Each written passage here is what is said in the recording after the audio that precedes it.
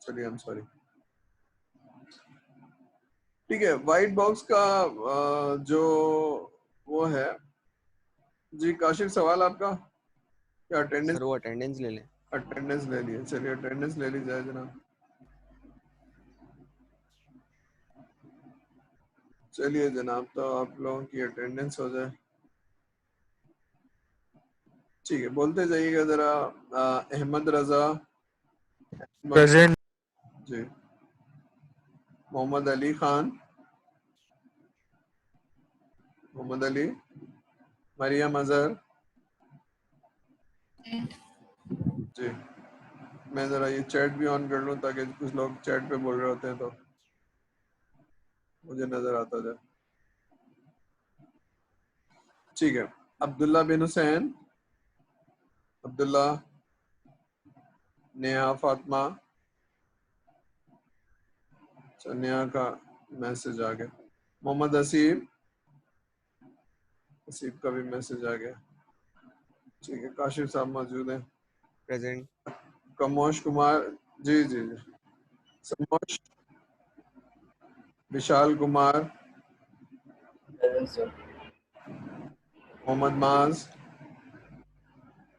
माज, मास का net issue आ रहा है माज का क्या है, नेट नहीं चल रहा है? अच्छा, जी। चलिए, माज का नेट नहीं चल रहा है। Abdul Mustafa present sir. जी, Naveed, Hasan Naveed, present sir. Mohammad Rabiul Mughal, Hatim Shabbir, Jawad Shaikh, sir वो लिस्ट में प्रेजेंट है। जवाद शेख लिस्ट में प्रेजेंट है। Mohammad Taufiq, present sir. तंजील रहमान, तंजील, सैयद बाज अली, आज नजर तो आ रहे हैं। चलिए, और किसी की अटेंडेंस रह गई हो तो मैं दोबारा से रन थ्रू कर देता हूँ, सॉरी। मोहम्मद अली, अब्दुल्ला बिन हुसैन और समोश कुमार और रबीउल मुगल, हातिम शब्बीर और तंजीर। ठीक है, चलिए, तो अटेंडेंस आपकी हो गई। अब हम थोड़ा सा पढ़ाई की तरफ जाते हैं। जवाद शेख साहब की लगी नहीं है अटेंडेंस? जवाद की, जवाद शेख,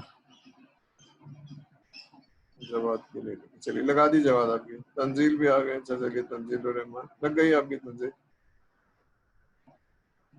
ठीक है, चलिए, अब हम थोड़ा सा पढ़ाई कर लेते हैं। ठीक है, तो व्हाइट बॉक्स क्या होती है? व्हाइट बॉक्स जनाब ब्लैक बॉक्स का रिवर्स होती है, और इसके बहुत सारे नाम हैं। क्लियर बॉक्स भी कहते हैं, ग्लास बॉक्स भी कहते हैं। अब क्लियर बॉक्स, ग्लास बॉक्स क्यों कहते हैं? इसलिए कि ब्लैक का मतलब है आप अंदर नहीं देखते हैं और कंसर्न नहीं है सॉफ्टवेयर की लॉजिक के बारे में, सॉफ्टवेयर की प्रोग्राम लैंग्वेज के बारे में, सॉफ्टवेयर की किसी भी चीज़ के बारे में। लेकिन अगर आप अंदर घुसते हैं और उसके अंदर लॉजिक देखते हैं, उसके डिसीजन मेकिंग देखते हैं, स्ट्रक्चर देखते हैं, तो फिर ये जाहिर सी बात है क्लास ग्लास बॉक्स होगी, क्लियर बॉक्स होगी, यानी अंदर जा सकते हैं। एक्चुअली स्ट्रक्चरल टेस्टिंग है वो, लॉजिक क्या इस्तेमाल किया आपने। तो ये एक अलग टेस्टिंग है जिसको हम, आपने लूपिंग सही की हुई है, आपने भेजा सही है, केस सही इस्तेमाल किए हुए हैं, ये वो चीज़ है। ठीक है, तो ये probably is the last slide. इसमें कोई सवाल है तो पूछ लीजिए, कोई चीज़ नहीं समझ में आई है यानी ये जो लिस्ट पड़ी है इनमें से कोई चीज़ नहीं समझ में आ रही है तो पूछ लीजिए, ताकि क्योंकि कॉन्सेप्ट आपकी सही हो जाए, समझ में आ जाए, वरना फिर हम टेस्टिंग लाइफ साइकिल पे जाएंगे। क्लियर है ये सारी चीज़ें? कोई चैलेंज तो नहीं है कोई चीज़? ठीक है, अगर नहीं है तो फिर हम इसको क्लोज कर लेते हैं और नेक्स्ट लेक्चर शुरू कर देते हैं।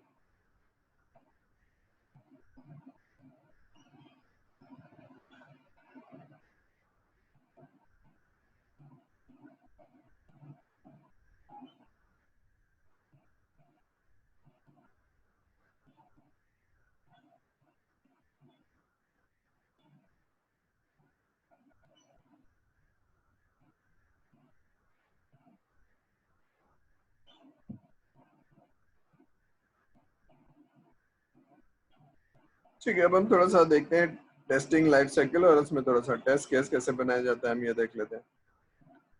तो जिस तरह SDLC होता है, सॉफ्टवेयर डेवलपमेंट लाइफ साइकिल होता है, इस तरह टेस्टिंग का लाइफ साइकिल भी होता है। तो वो हम समझते हैं और थोड़ा सा हम ये देखेंगे कि चीज़ें कैसे टेस्ट की जाती हैं सॉफ्टवेयर। ठीक है, तो अगर आप सॉफ्टवेयर इंजीनियर बन रहे हैं तो आपको मालूम होना चाहिए कि अगर आपको भेज दिया गया है तो आप सॉफ्टवेयर कैसे बनाएंगे, उसकी कस्टमर के कैसे मिलेंगे, रिक्वायरमेंट कैसे लिखेंगे और रिक्वायरमेंट लेके टेक्निकल टीम को क्या देंगे कि उसकी समझ में आ जाए। तो ये आप काम करेंगे। तो फिर टेक्निकल टीम जिसने लैंग्वेज पढ़ी हुई होगी और जिसको डेटाबेस आती होगी वो डिज़ाइन करेगी और डेवलप करेगी। उसके बाद फिर आप देखते हैं कि टेस्टिंग कैसे करेंगे। ठीक है, तो ये वाला कोर्स एक एडवांस कोर्स है सॉफ्टवेयर टेस्टिंग का, लेकिन हम यहाँ थोड़ी सी बहुत बेसिक्स पढ़ेंगे। टाइप पढ़ ली, इसकी लेवल पढ़ लिए, अब हम उसको जरा देखते हैं कि टेस्टिंग करेंगे कैसे। ठीक है, तो थोड़ा सा रिवीजन है कि जब भी आपको सॉफ्टवेयर प्रोजेक्ट मिलता है तो आप उसका स्कोप लॉक करते हैं, उसकी प्लानिंग करते हैं, फिर आप उसकी रिक्वायरमेंट लेते हैं, फिर आप उसकी डिज़ाइन करते हैं, डेवलपमेंट करते हैं। तो डिज़ाइन एंड डेवलपमेंट ये अलग कोर्सेज हैं, डेटाबेस का कोर्स है, ये प्रोग्रामिंग का कोर्स है, ये रिक्वायरमेंट इंजीनियरिंग का अलग कोर्स है, थोड़ा सा हमने पढ़ लिया है। ठीक है, थोड़ी सी प्लानिंग भी हम पढ़ेंगे अगर हमें वक्त मिला तो। अब हम ये देख रहे हैं कि टेस्टिंग कैसे करेंगे और सॉफ्टवेयर कैसे रिलीज करेंगे। ठीक है, रिलीज कर देंगे तो सॉफ्टवेयर डिप्लॉय हो जाता है, UAT हो जाता है, ऑपरेशन एंड मेंटेनेंस, ये भी आपका काम है। ठीक है, तो हम ये वाले सेक्शन में कि रिक्वायरमेंट ले ली, डिजाइन डेवलपमेंट कर लिया है जो हमने दूसरे कोर्सेज में पढ़ा है। जैसे अगर आपको तो वेब आप डिजाइन पढ़ा रहे हैं, इस तरह से लैंग्वेज का कोई कोर्स आपने पढ़ लिया होगा, तब आप टेस्टिंग कैसे करेंगे। सॉफ्टवेयर टेस्टिंग लाइफ साइकिल, जैसे सॉफ्टवेयर डेवलपमेंट लाइफ साइकिल होता है इस तरह टेस्टिंग लाइफ साइकिल भी होता है। देखिए ये 6 स्टेप्स हैं, पढ़ लीजिए फिर मैं समझाता हूँ। ये रिक्वायरमेंट SDLC है, रिक्वायरमेंट डिजाइन डेवलपमेंट ये है, पढ़िए फिर मैं समझाता हूँ।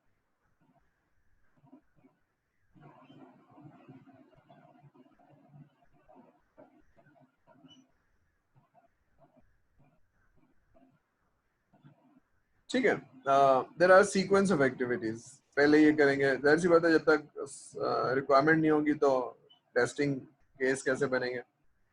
तो फिर हर एक स्टेप का, यानी इसका भी हर एक का एंट्री क्राइटेरिया होगा और एक एग्जिट क्राइटेरिया होगा। जब एग्जिट करेंगे तो कोई डिलीवरेबल्स होने चाहिए। ठीक है, इससे पहले नहीं कर सकते। अगर रिक्वायरमेंट ही नहीं है तो आप उसकी टेस्टिंग कैसे करेंगे। तो रिक्वायरमेंट एनालिसिस ये हम पढ़ेंगे। रिक्वायरमेंट एनालिसिस का मतलब है हमको पता होना चाहिए कि क्या टेस्ट करना है और इसमें क्या चीज चेक करनी है, तो वो हमें देगा तो फिर हम। ठीक है, अगर छोटा सा सॉफ्टवेयर है तो हमको 4 दिन लगेंगे, लेकिन एक बहुत बड़ा स्ट्रॉन्ग कॉम्प्लिकेटेड सॉफ्टवेयर है तो उसमें ज्यादा एफर्ट लगेगी। तो रिक्वायरमेंट की बेसिस पे हम एस्टिमेट करेंगे कि भाई 2 दिन लगेंगे या 2 हफ्ते लगेंगे। ठीक है, तो वो रिक्वायरमेंट कहाँ है, कौन सी चीज टेस्ट करनी है, वो आप दिखाएंगे, डॉक्यूमेंट दिखाएंगे आप उसका। ठीक है, तो रिक्वायरमेंट को समझना जरूरी है, अंडरस्टैंड करना जरूरी है कि चेक करना क्या है। ठीक है, एक बैंकिंग की एप्लीकेशन है तो बैंकिंग होती क्या है, इसमें क्या चीज है, किस तरह से चेक करना है, ये हमें समझना है। कितने रिपोर्ट्स हैं, कितनी स्क्रीन्स हैं, कितनी कॉम्प्लिकेटेड स्क्रीन्स हैं, तो उसकी एफर्ट लगाएंगे और उसकी प्लानिंग करेंगे। ठीक है, तो प्लानिंग में 2 पार्ट है। क्या चेक करना है ये हमने एनालिसिस से देख लिया, लिस्ट ऑफ टास्क, लेकिन कौन करेगा और कब करेगा। तो कब करेगा एफर्ट लग गई, और फिर कौन करेगा, हमारे पास जो टेस्ट इंजीनियर है उनको असाइनमेंट दे दिया जाएगा। ठीक है, जब टेस्ट दे दिया गया उन लोगों को तो वो टेस्ट केस बनाएंगे और based on the knowledge domain test case बनाएंगे। उसके बाद फिर वो एनवायरनमेंट सेटअप करेंगे और फिर टेस्ट चला देंगे। अब जब टेस्ट चलाएंगे तो टेस्ट या तो पास हो जाएगा या फेल होगा।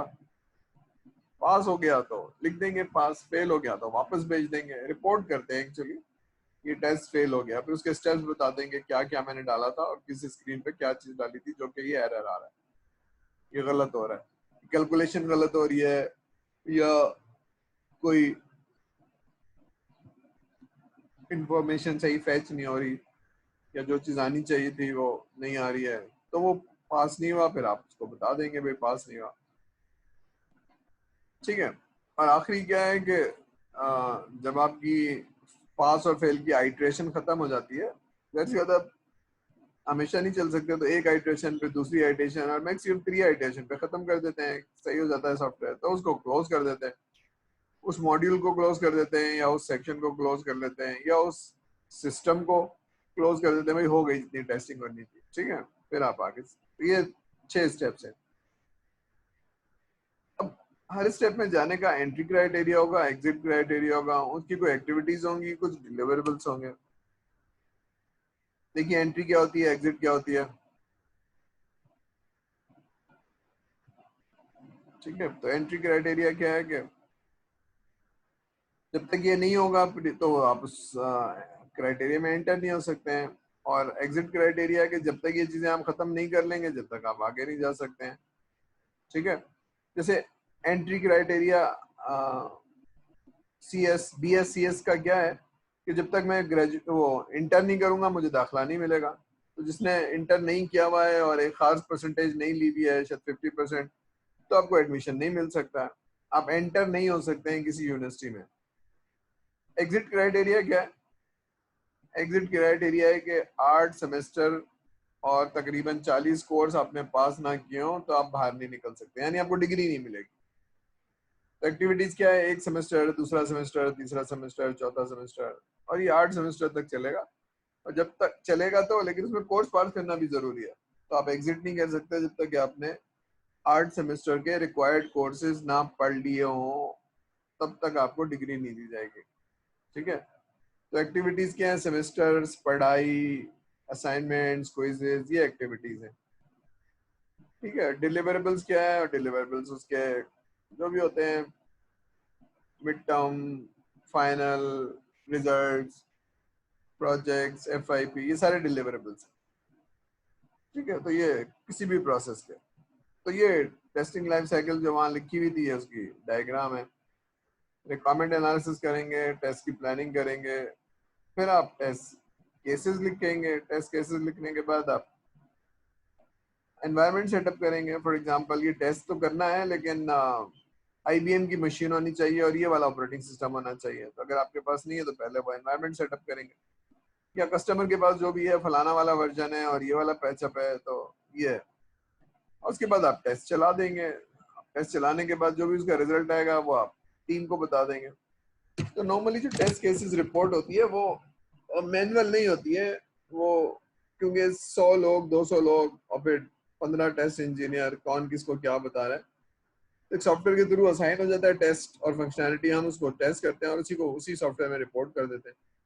तब जिसने सॉफ्टवेयर भेजा होता है उसी को मिल जाता है, और ठीक है। तो हर एक के पास जाके बताना समझाना ये इतना मुमकिन नहीं है, तो you normally use a test bug report, ठीक है, जो ऑर्गेनाइजेशन में चल रही होती है उसमें आप लॉग इन कर लेते हैं, जो फंक्शनैलिटी टेस्ट करनी है वो आपके पास आ जाती है, और उसके आप टेस्ट केसेस लिखते हैं और फिर आप उसको एग्जीक्यूट कर लेते हैं, जो भी आपका प्लान होता है, आज कल परसों जो भी आपकी, ठीक है। और फिर उसके जो रिजल्ट है वो आप सबमिट कर देते हैं टेस्टिंग टीम को। नॉर्मली अगर पास है तो इतना वो नहीं है, फिर आपको समझ में आ जाता है, लेकिन अगर फेल है तो जो उसका प्रोग्रामर है उसके पास जाना, उसको समझना कौन सी चीज क्लैश कर रही है, कौन सी चीज चल नहीं रही है, कौन सी चीज रॉन्ग रिजल्ट दे रही है, कौन सी चीज फैच नहीं कर रही है, तो सारी रिपोर्ट से उसको पता चल जाता है, ठीक है। तो रिपोर्ट का समझना, पढ़ना, फिर वो डीबग करेगा और सॉफ्टवेयर दोबारा से आपको दे देगा। जो फेल हुए थे दोबारा से आप टेस्ट करेंगे और इस दफा पास हो जाएंगे तो आप कहेंगे भाई ठीक है, ठीक है। यहाँ तक बात समझ में आ गई, कोई चैलेंज नहीं है, आगे चलते हैं, पढ़ लीजिए क्या लिखा हुआ है। ये पहला स्टेप है कि जब आपको टेस्टिंग करनी है तो आपको बताया जाएगा, एक SRS आपको दी जाएगी, या ठीक है उसमें से कुछ स्क्रीन रिपोर्ट होंगी कि भाई ये टेस्ट करना है, या हो सकता है SRS में बहुत सारी चीजें, उसका एक सेक्शन आपने टेस्ट करना है। अभी SRS में तो बहुत सारी चीजें जो अभी बनी नहीं है, तो जो चीज बन गई है वो ये वाला सेक्शन है, जरा इसको देख लीजिए और इसको समझ लीजिए। अब आपने इस पे टेस्ट केसेस लिखने हैं, तो इस पे और इसको एग्जीक्यूट करना है। तो टेस्ट करने से पहले सिनेरियोज को समझना और बिजनेस की रिक्वायरमेंट को समझना और उस प्रोसेस को अंडरस्टैंड करना जरूरी है, ठीक है, वरना वो अच्छी टेस्टिंग नहीं हो पाएगी। अब यहाँ पर ये भी देखना है कि कौन सी चीज टेस्ट करनी है, कौन सी चीज नहीं करनी है, और पॉइंट ऑफ व्यू कस्टमर का क्या है। तो टेस्टेबल रिक्वायरमेंट का मतलब है, हो सकता है रिक्वायरमेंट 100 दी हुई हो और अभी ये 15 चीजें ही डेवलप हुई हैं, उनको चेक कर लेंगे। एक हफ्ते बाद एक और मॉड्यूल बन जाएगा या एक और चीज हो जाएगी, तो आप उसको देखेंगे। तो टेस्टेबल आइटम कौन से हैं और इनमें से फंक्शनल रिक्वायरमेंट क्या है, नॉन फंक्शनल रिक्वायरमेंट क्या है। ठीक है, नॉर्मली फंक्शनल रिक्वायरमेंट तो आप चला चला के देख लेंगे, फंक्शनल रिक्वायरमेंट लोड टेस्ट से देखेंगे और स्ट्रेस टेस्ट से देखेंगे। ठीक है, उसके लिए टूल होते हैं नॉर्मली। अच्छा, यहाँ पर ये भी देखना जाता है कि जनाब हमने सारी चीजें टेस्ट तो करनी है, ये मैनुअल करनी है या कोई टूल के थ्रू करनी है। ठीक है, तो लोग अगर ट्रेंड हैं और स्टाफ अवेलेबल है तो फिर आप टेस्टिंग टूल यूज करते हैं। ठीक है, तो अगर लोगों को चलानी आती है तो अब उसमें कितनी टूल से करनी है, कितनी मैनुअल करनी है, ये अब आपको ये प्लान में बनाना है। ठीक है ना, तो आपको पता चल जाता है कि कितनी टेस्टिंग करनी है, से आप देखते हैं। तो नॉर्मली आप डिसीजन भी यही लेते हैं कि इसको ऑटोमेटेड टेस्ट करेंगे। अभी थोड़ी सी एग्जांपल है, एंट्री क्राइटेरिया क्या होता है, एग्जिट क्राइटेरिया क्या होता है, और दरमियान की प्रोसेस एंड एक्टिविटीज क्या होती है। पढ़ लीजिए, क्लियर है। नहीं समझ में आया तो पूछ लीजिए, मेरे ख्याल से क्लियर है। मैंने अभी यूनिवर्सिटी की एग्जांपल दी थी, एंटर कौन हो सकता है, बाहर कौन निकलेगा और दरमियान में क्या होगा।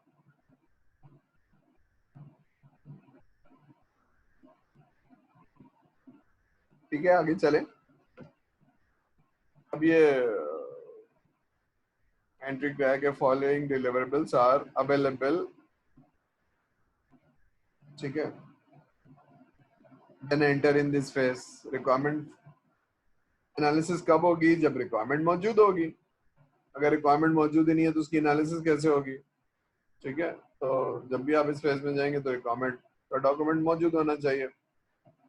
फिर कस्टमर का एक्सेप्टेंस क्राइटेरिया पता होना चाहिए कि क्या देखना चाहते हैं। तो वो मोटी मोटी बातें एक्सेप्टेंस क्राइटेरिया आपको बताओ, ये लेके फिर आप उसकी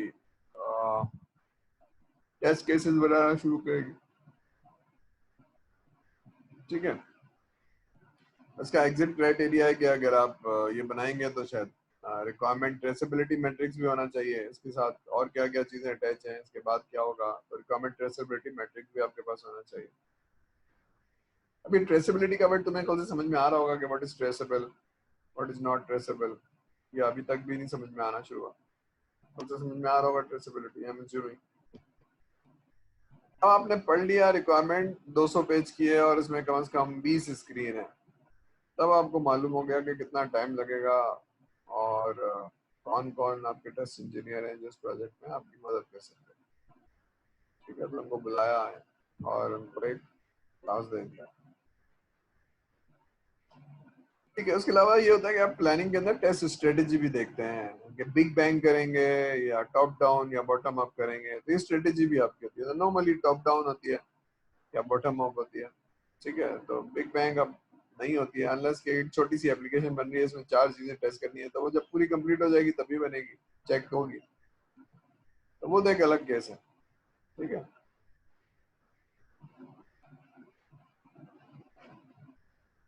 फिर आप एस्टिमेट करते हैं एफर्ट्स का, क्या क्या करना है, कब करेगा, कौन करेगा। तो आप बता देते हैं कि भाई अप्रोक्सीमेटली इतना टाइम लगेगा।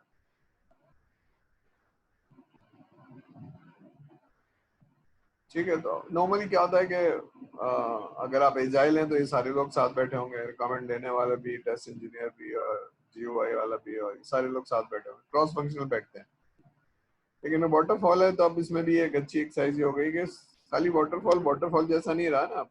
तो किसी की कोई अच्छी चीज है तो हम कहते हैं कि नहीं, खाली रिक्वायरमेंट इंजीनियर नहीं जाएगा, टेस्ट इंजीनियर भी आपके साथ जाएगा। तो वो भी उनके साथ चला जाता है, रिक्वायरमेंट लेता है, वो अपनी चीजें नोट करता जाता है, वो अपने सवाल पूछ लेता है। इससे क्या होता है, इससे होता ही है कि जनाब टेस्ट इंजीनियर अपने हिसाब से सवाल करता है कि इसको टेस्ट कैसे करना है। अगर रिक्वायरमेंट इंजीनियर ने अच्छी तरह से चीजें टैकल नहीं तो अपने हिसाब से चीजें पूछ लेता है और अपने टेस्ट केसेस तैयार कर लेता है। ठीक है, तो ये भी ये प्रैक्टिस क्योंकि एजाइल किया, लेकिन लोगों ने क्योंकि इससे फायदा हुआ है तो लोगों ने इस्तेमाल करना शुरू कर दिया वाटरफॉल में। तो वाटरफॉल पुराना जैसा नहीं रहा है। वाटरफॉल में लोग बहुत सारी चीजों की एजाइल की या स्क्रम की चीजें मिक्स हो गई जिनसे रिजल्ट आता है। ठीक है,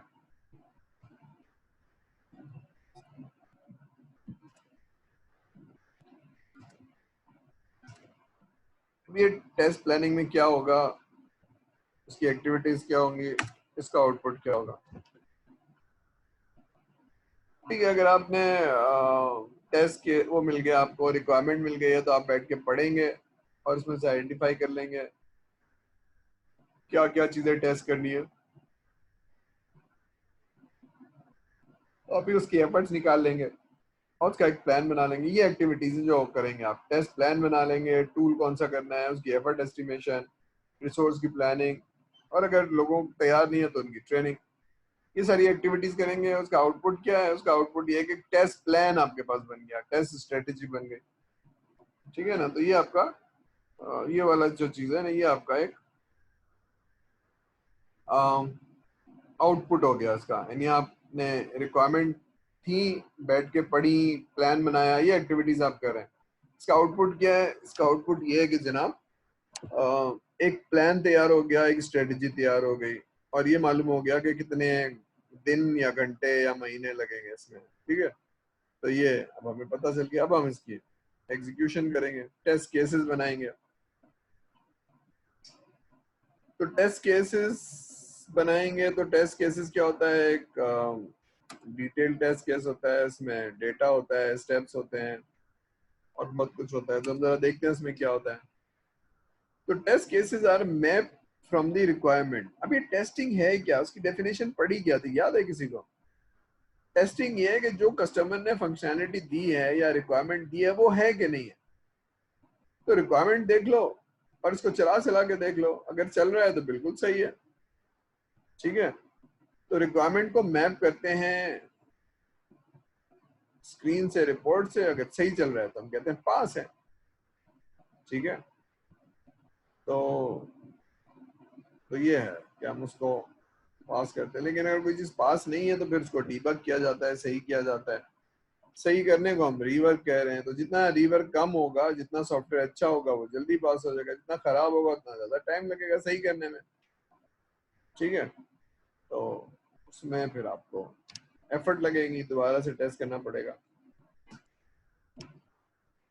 टेस्ट क्या होता है, टेस्ट केसेस में ये नॉर्मली 4 चीजें होती हैं, 3 चीजें समझ लीजिए। एक तो इनपुट है। अब इनपुट में कुछ कंडीशन है।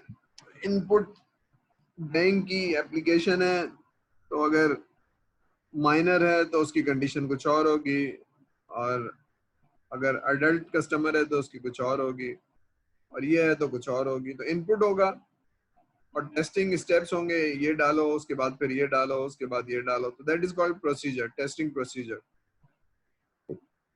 अब वो डालने से और एंटर करने से कुछ रिजल्ट आएगा। ठीक है, तो एक लॉगिन स्क्रीन है, उसका इनपुट क्या है? उसका इनपुट है यूजर आईडी एंड पासवर्ड। तो पहले आईडी डलेगी, फिर पासवर्ड डलेगा, और फिर हम एंटर दबाएंगे। ये टेस्टिंग प्रोसेस है या प्रोसीजर है। तो एक्सपेक्टेड रिजल्ट क्या है कि आप एप्लीकेशन के अंदर चले जाएंगे। ठीक है, अगर आप अंदर नहीं जा पा रहे हैं तो वो एक एरर है। या अगर आप इनवैलिड डेटा डाल रहे हैं, रॉन्ग यूजर आईडी और रॉन्ग पासवर्ड डाल रहे हैं, तो क्या होना चाहिए? तो आपको एंटर नहीं होना चाहिए। एक्सपेक्टेड रिजल्ट क्या, आप बाहर आ जाए। तो ये टेस्ट केस हो गया। इनपुट डालेंगे और एक्सपेक्टेड प्रोसेस होगा स्क्रीन का, ये डालेंगे, ये डालेंगे, ये डालेंगे, और फिर एंटर प्रेस करेंगे तो उसको यहाँ पहुंच जाना चाहिए उसको। ठीक है, अगर वो वैसे ही बिहेव कर रहा है जैसे रिक्वायरमेंट लिखी भी है तो टेस्ट पास हो गया। अगर वो ऐसे बिहेव नहीं कर रहा है जैसे हमारी रिक्वायरमेंट लिखी हुई है तो टेस्ट फेल हो गया। दोबारा भेजेंगे, भाई ये टेस्ट तो फेल हो रहा है, हम ये डाल रहे हैं, ये डाल रहे हैं, और वो नहीं दिखा रहा है इसमें, या रॉन्ग दिखा रहा है। मैं अपनी यूजर आईडी निकालता हूँ, रिजल्ट किसी और का दिखा रहा है, तो मेरी आईडी से मेरा ही रिजल्ट दिखाना चाहिए ना। तो इसका मतलब है फिर वो सही करेगा, जो भी बैकग्राउंड में रॉन्ग मिस्टेक्स हैं वो सही करेगा। ठीक है, तो फिर डीबग करेगा अपने सॉफ्टवेयर को और उसको सही करेगा, और दोबारा डेटा डाल के वो चेक करेगा कि सही है कि नहीं। अगर सही है तो फिर आपको देगा, आप सेकंड लेवल पे उसकी टेस्टिंग करेंगे। ठीक है, उसको थोड़ा सा और देख लेते हैं फिर क्लास का टाइम तो खत्म हो गया, लेकिन बहरहाल ये एक टेस्ट केस है, जरा देख लीजिए। इसमें ये चीजें होती है, टेस्ट की आईडी होती है, प्रायोरिटी होती है, टेस्ट केस की समरी होती है, रिलेटेड रिक्वायरमेंट्स होते हैं, प्री रिक्विजिट होते हैं, टेस्ट प्रोसीजर्स होता है, ठीक है, यानी ये डालेंगे स्टेप बाय स्टेप, ये डालेंगे, टेस्ट डेटा होता है उसमें कि ये डालना है टेस्ट डेटा, और उसके एक्सपेक्टेड रिजल्ट है, ठीक है, ये आप डालते हैं और फिर आप कर लेते हैं। तो आपके पास एक स्क्रीन होगा, स्क्रीन पे पहले क्या डालना है, बाद में क्या डालना है, उसके बाद ये डालना है, तो ये टेस्टिंग प्रोसेस हो गया। अब जो क्या डालना है वो एक टेस्ट डेटा है। फॉर एग्जांपल यूजर आईडी पे क्या करना है, तो आप कहते हैं वैलिड डेटा है असदुर्रहमान और ये पासवर्ड है, तो वो टेस्ट डेटा हो गया। और इनवैलिड डेटा क्या हो गया, एक wrong ID and wrong password, वो इनवैलिड डेटा हो गया। तो वैलिड डेटा डालने से क्या होना चाहिए, एक्सपेक्टेड रिजल्ट, उसको लॉग इन हो जाना चाहिए। और रॉन्ग डेटा या इनवैलिड डेटा डालने से क्या होना चाहिए, उसको एरर मैसेज देके बाहर निकाल देना चाहिए, invalid ID and password, try again, ठीक है। तो ये है उसका एक्सपेक्टेड रिजल्ट है, टेस्ट डेटा है और स्टेप्स एंड प्रोसेस है, ठीक है। प्री रिक्विजिट क्या है, प्री रिक्विजिट ये है कि जनाब जब तक ये नहीं होगा वो आगे नहीं चलेगा। फॉर एग्जांपल अगर एक स्क्रीन पे है और उसको आप जब तक एग्जीक्यूट नहीं करेंगे तो वो आगे निकल जाएगा, तो प्री रिक्विजिट है, जैसे अभी हमने पढ़ा, ठीक है। अब ये actual result, status, remarks created by date of creation, ये एक्चुअली रिपोर्ट है उसकी, टेम्पलेट में सारी चीजें होती है, जो पहले पढ़ा वो भी और बाद वाली, ठीक है। नॉर्मली ये ऑटोमेटेड टेस्टिंग होते हैं और ठीक है। तो स्टेटस क्या है, या तो पास होगा या फेल होगा या नॉट एग्जीक्यूटेड होगा, अभी चलाया नहीं है, ये जरा नहीं होगा। लेकिन बहरहाल कुछ टेस्ट ऐसे होते हैं कि नॉन एग्जीक्यूटेड, वो कहता है फंक्शनैलिटी कंप्लीट नहीं है, अभी मत चलाना, तो आप कहते हैं ठीक है इसको मैं लिख देता हूँ, अभी नहीं चलाया, जो बाद में चलाऊंगा फिर इसको, ठीक है। किसने बनाया था, टेस्ट केस कौन है, तो अगर मुझे कुछ चीज समझ में नहीं आ रही तो उस टेस्ट केस वाले से मैं पूछूंगा भाई तुमने क्या किया था, किस तरह से किया था, ठीक है। Date of creation, executed by date of, ये है। तो इसको अब यहीं तक रखते हैं, ये चीजें आगे नहीं पढ़ते हैं, इसको यहाँ रोक लेते हैं। कोई सवाल है तो पूछ लीजिए, वरना फिर हम इसको क्लोज कर लेते हैं, ठीक है। क्लियर है भाई यहाँ तक, ठीक है, चलिए, ओके भाई, थैंक यू।